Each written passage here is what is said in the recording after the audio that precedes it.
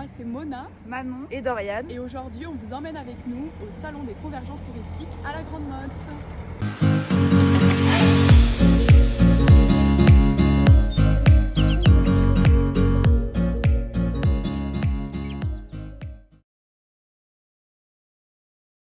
Je m'appelle Salim Belazgari, je suis le directeur du territoire Méditerranée, Massif Central et Corse à l'UCPA.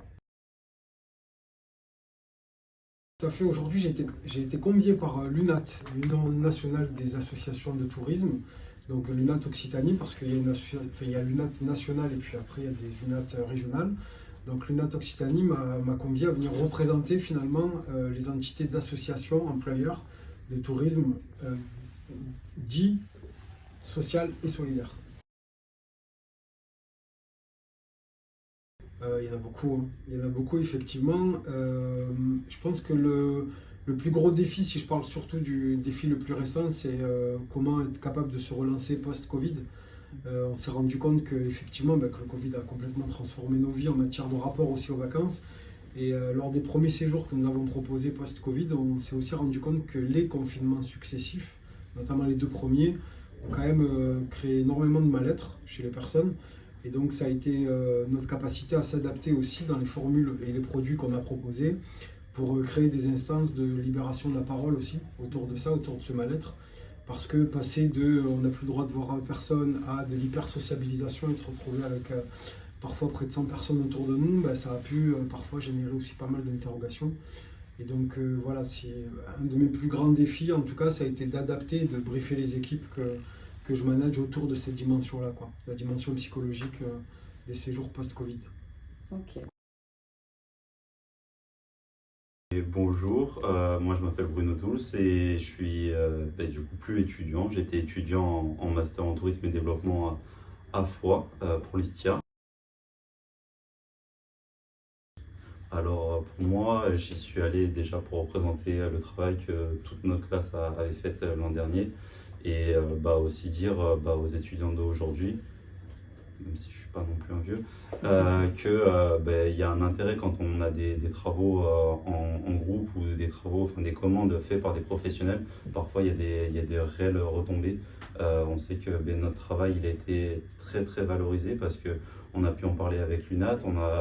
On a été très très bien valorisé par l'Agence régionale du tourisme du Grand Est qui a utilisé notre travail pour sa prospective et l'intégrer réellement dans une réflexion commune. Et je suis là également et encore pour pouvoir parler de ce travail-là sans compter le fait que ça apporte un bagage technique personnel très important. Ok. Moi, ce qui m'a plutôt marqué, c'est un lien qu'on peut faire entre les 2 sujets, c'est le principe de culpabilisation un petit peu. En fait, c'est un paradoxe entre justement vouloir découvrir des nouveaux endroits sans aller trop loin. Il y a aussi la question de principe de rupture avec le quotidien. Je pense que rester en France, ça ne va pas forcément nous faire changer de paysage, d'air, etc. Et il y a aussi la question du pouvoir d'achat pour les jeunes. Si on va passer des vacances, par exemple, en Espagne ou au Portugal, ça va forcément nous coûter un petit peu moins cher que si on reste sur le territoire. Donc voilà, moi c'est ça que j'ai lié aussi entre mobilité et tourisme chez les jeunes. Débat, mobilité douce et camping paradis. C'était enrichissant, interactif et convivial. Partage, découverte et convivialité.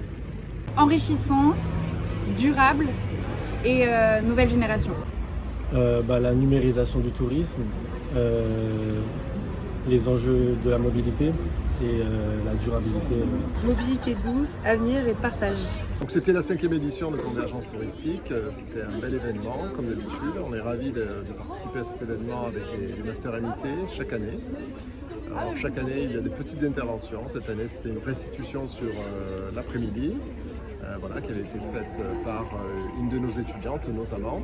Voilà, donc c'est l'occasion pour nos étudiants d'aller à la rencontre des professionnels du tourisme, du CRPL également, et donc c'est toujours une journée enrichissante pour tous. Voilà, merci à tous.